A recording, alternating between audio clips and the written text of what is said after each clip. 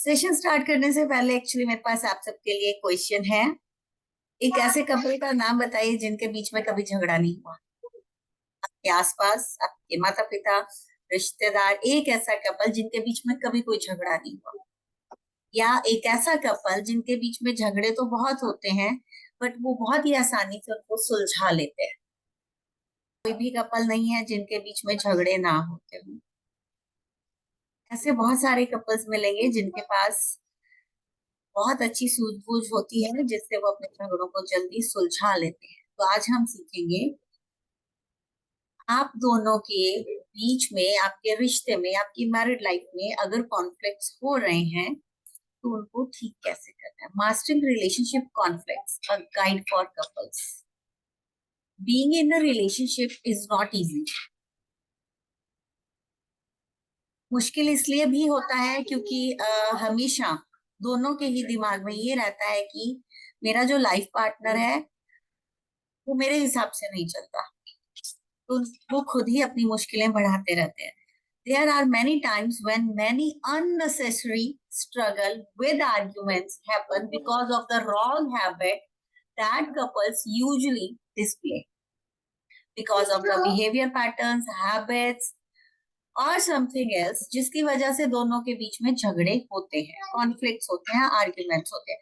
To reveal there, उसके बाद क्या होता है, एग्रेसिव फीलिंग्स आती है।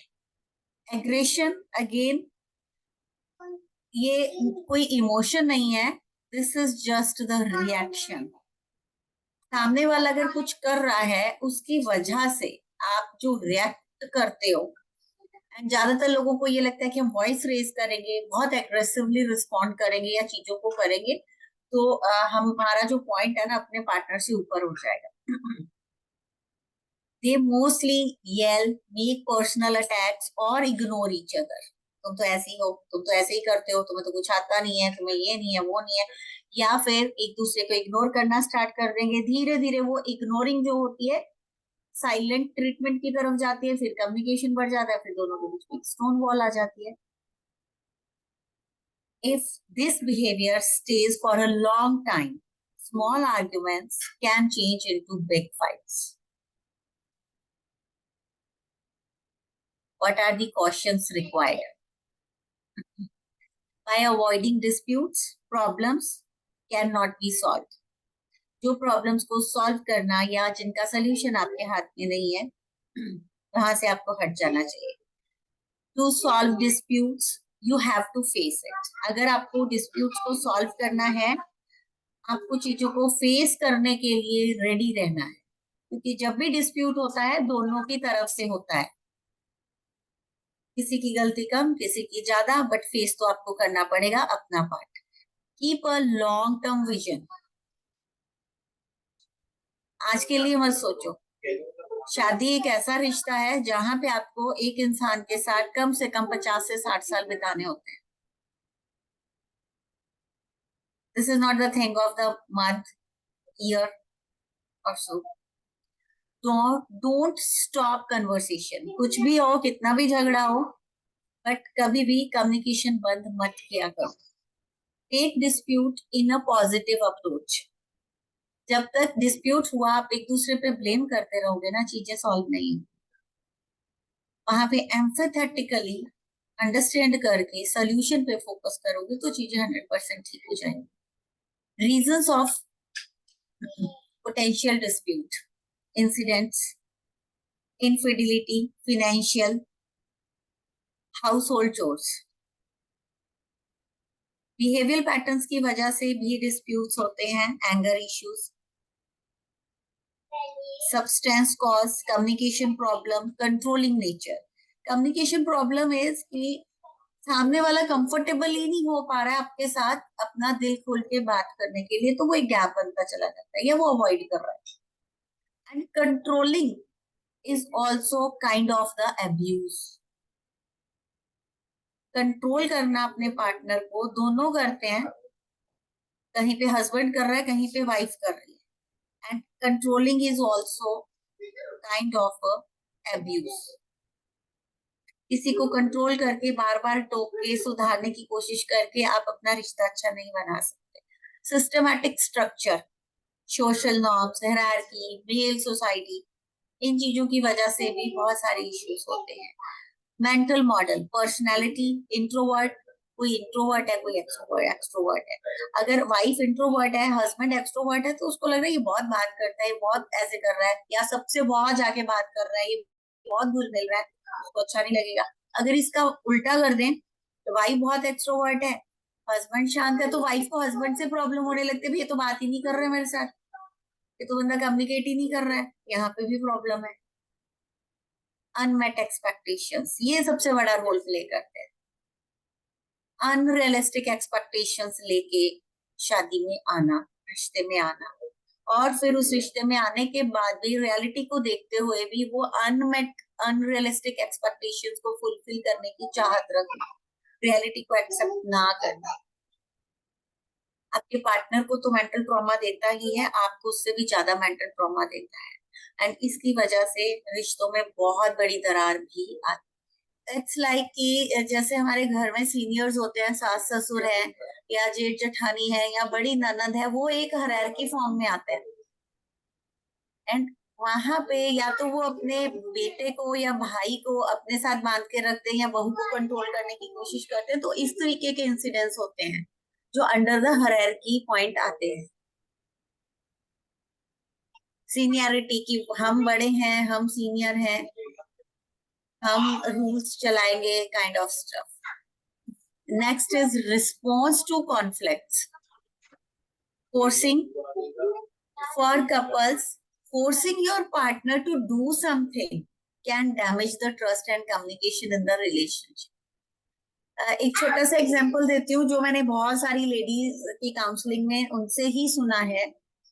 मेरे हस्बैंड ना फैटी होते जा रहे हैं, उनका वेट गेन हो रहा है, तो मैं उनको सारा दिन बोलती रहती हूँ आपको ये नहीं खाना चाहिए, आपको ये खाना चाहिए, आपको ये नहीं खाना चाहिए, खाना चाहिए। फिर भी मेरे हस्बैंड बाहर से ही खाते हैं, घर पे उन्होंने खाना ही छोड़ दिया, और अब ये सिचुएशन है कि उन्होंने मेरे से बात करना भी छोड़ दिया, वो मेरे हाथ का खाना भी नहीं खाना है।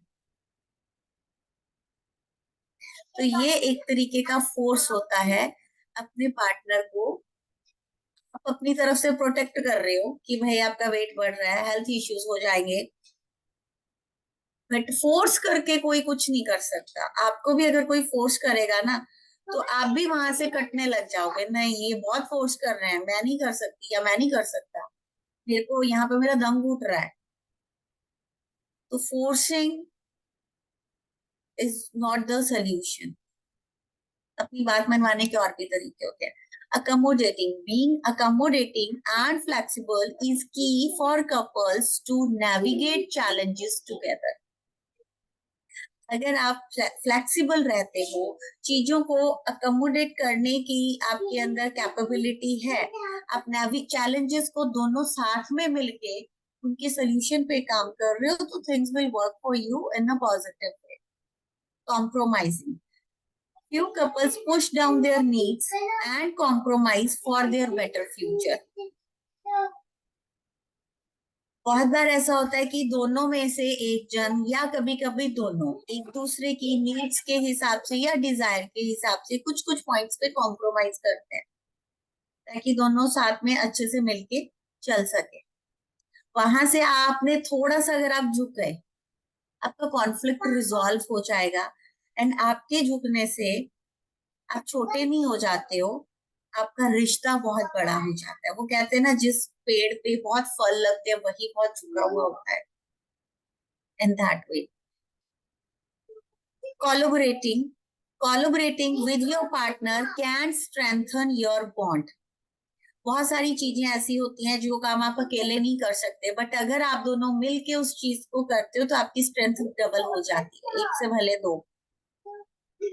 अकेला कब तक लड़ेगा, दोनों मिलके लड़ेंगे तो शायद जंग जीत लेंगे। तो समझ में आ गया सबको क्या बताया?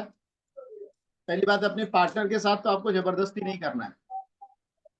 कोई भी चीज करना है तो उसमें आपको मजबूर नहीं करना है सामने वाले को कि जैसे पहले देख रहे हैं, इमेज देख रहे हैं, फर्स्ट इमेज में उसको चेयर से बांध दिए, ठीक है? तो आपके जो रिलेशनशिप है उसमें फेथ, विश्वास और कम्युनिकेशन है ना, इसको वो हानि कर देगा। अगर आप मजबूर करोगे तो आपके ऊपर फेथ वो कम करेगा, और जो आपकी कम्युनिकेशन है ना, वो थोड़ा बातचीत करना कम कर देगा आपका पार्टनर, अगर आप जबरदस्ती करते हो तो। और दूसरी बात है कि मिलनसार होना। मिलनसार होने का मतलब क्या है कि जब कोई भी स्ट्रगल आ जाता है, कभी कुछ लॉस हुआ, कभी कुछ इश्यूज आया, तो आपको वहां पे उन स्ट्रगल का सामना नहीं करना, ना कि उसका ब्लेम एक दूसरे के ऊपर देना है। आपको क्या करना है, मिलनसार बन के समझौता ये करके करना है। और आगे बोलते हैं ना समझौता, समझौता करने का मतलब क्या होता है, बहुत बार आप अपनी जरूरतों को दरकिनार कर देते हैं और अपने फ्यूचर के लिए आप पार्टनर के साथ समझौता कर लेते हैं। कुछ चीजें आपको अपने पार्टनर की अच्छी नहीं लग रही, तो भी आप उनके साथ थोड़ा समझौता करके, क्योंकि वो आपकी पति है, वो या आपका पत्नी है, आपको वो करना पड़ेगा। और जब आप दोनों मिलके कोई काम को करते हो ना, तो आपका जो रिलेशनशिप है वो स्ट्रांग होते जाता है, बोलते हैं ना आपका बंधन मजबूत होता जाता है। तो आपको क्या करना है, दोनों को कुछ चीजें साथ में मिलके करना है। Choose your fights. ध्यान से समझना, मिसअंडरस्टैंड मत कर लेना चीजों को। Your intentions number 1, only if you have a good reason to ask, then start and arguments. जब तक आपके पास एक अच्छा राइट रीजन नहीं है ना, तब तक उस बात को छेड़ो मत। ऐसे ही सुनी सुनाई बातों पे या कुछ भी देख लिया, वो रियलिटी थी नहीं थी, जब तक आपके पास पुख्ता सबूत नहीं है ना, तो आर्ग्यूमेंट को छेड़ो मत, रुक जाओ। अपने आप से पूछो, do I really want to improve the situation? आपको सिचुएशन इम्प्रूव करनी है या बिगाड़नी है? अगर आपको बिगाड़नी है तो जो मन आए वो करो। अगर आपको सिचुएशन संभालनी है, उसको ठीक करना है, तो रुको, थोड़ा सा सब्र करो, चीजों को अंडरस्टैंड करो, अपने दिमाग में सोचो, एम्फेथेटिकली सोचो, अंडरस्टैंड करो, फील करो, फिर एक्शन लो। नेक्स्ट क्वेश्चन आपको खुद से करना है, do I want to change that person? मुझे अपने पार्टनर को चेंज करना है, और do I just want to prove that I am right, you are wrong? क्या करना चाहते हैं? अगर आपको सच में आपके पार्टनर को चेंज करना है, तो आप उसको क्वेश्चन करके, कंट्रोल करके, पोक करके, नीचा दिखा के कभी चेंज नहीं कर पाओगे। अगर आपको खुद को राइट प्रूफ करना है, तो फिर जो मन आए, जैसे मन आए वैसे करिए। बट खुद को राइट प्रूफ करने से कभी भी रिश्तों में मिठास नहीं आती है, दूरियां बढ़ती ही है। आप सही हो जाओगे, बट जैसे सर हमेशा बोलते हैं, आप रिच नहीं बन पाओ। बहस तो तभी करनी चाहिए, बहस करने के लिए आपके पास वैलिड, जैसे डॉक्टर हल्ली ने बताया, बहुत बार लेडीज लोग ऐसा करती हैं कि उनके पास कोई वैलिड रीजन नहीं है, ऐसे ही बहस चालू कर देती है, और फिर अपने आप को गलत वहां साबित ही नहीं होने देना चाहती है। बुरा मत मानना लेडीज लोग, मैंने देखा है, प्रैक्टिकली देखा है, तो मैं बता रहा हूँ। फिर लेडीज लोग को वहां पे ध्यान दे, जेंट्स भी करते हैं, ऐसा बात नहीं कि जेंट्स बहस नहीं करते हैं, जेंट्स भी करते हैं, लेकिन ज्यादातर मामलों में लेडीज ज्यादा करती हैं। तो आपको ध्यान रखना है कि आप वो बहस क्यों करना चाहते हैं, सामने वाले को सुधारने के लिए, सामने वाले की कमियां देखने के लिए, उसको बदल, उसकी बुराई निकालने के लिए, उसको नीचा दिखाने के लिए, किस चीज के लिए आप कर रहे हो? वो करने से क्या वो हेल्दी होगा? Is it right? पहले 2 सवाल पूछो कि जो मैं करने जा रही हूँ बहस या वो करूँ, उससे क्या फायदा होगा या उससे क्या नुकसान होगा, उसको समझ लो, फिर बहस चालू करो। अगर नुकसान है तो मत बहस करो, फायदा हो रहा है तो करो, और आपके पास वैलिड रीजन है तो कर लो। Issues of importance.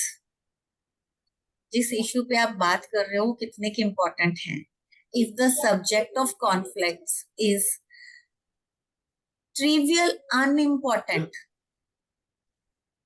अब आपके दोनों के बीच में आर्ग्यूमेंट या झगड़ा किस बात पे हो रहा है? पड़ोसी कौन सी कार लेके आ रहे हैं, वाइफ बोल रही है वो एबीसी लेके आ रहे हैं, हस्बैंड बोल रहा है नहीं वो XYZ लेके आ रहे हैं। इस बात पे दोनों अपने घर पे बैठ के लड़ रहे हैं। Is this topic is important argument के लिए, झगड़े के लिए? अगर वो टॉपिक इम्पोर्टेंट नहीं है, आपको वहां से वॉक अवे कर देना चाहिए। अगर आपका पार्टनर ऐसा कोई इनिशिएटिव ले भी रहा है, तो ask yourself honestly whether the matters is really worth pursuing, whether this is likely to happen again. For example, you are usually polite manager cuts your short in the meeting, it's probably not worth mentioning the issues to the manager. Particular if your manager does not cut you off very often. एक office में meeting चल रही है, अगर आपका manager आपको एक आध बार बीच में से आप कुछ बोल रहे हो, प्रेजेंट कर रहे हो, उसने कट कर दी बात, ओके, तो उसको अवॉइड कर देना चाहिए। अगर वो रोज ऐसा कर रहा है, रोज आपकी बोर्ड मीटिंग में आपको बीच में कट ऑफ किया जा रहा है, तो उस टॉपिक पे बात करना बनता है। या फिर इजी एग्जांपल इसका ले तो वो पड़ोसियों की कार वाला,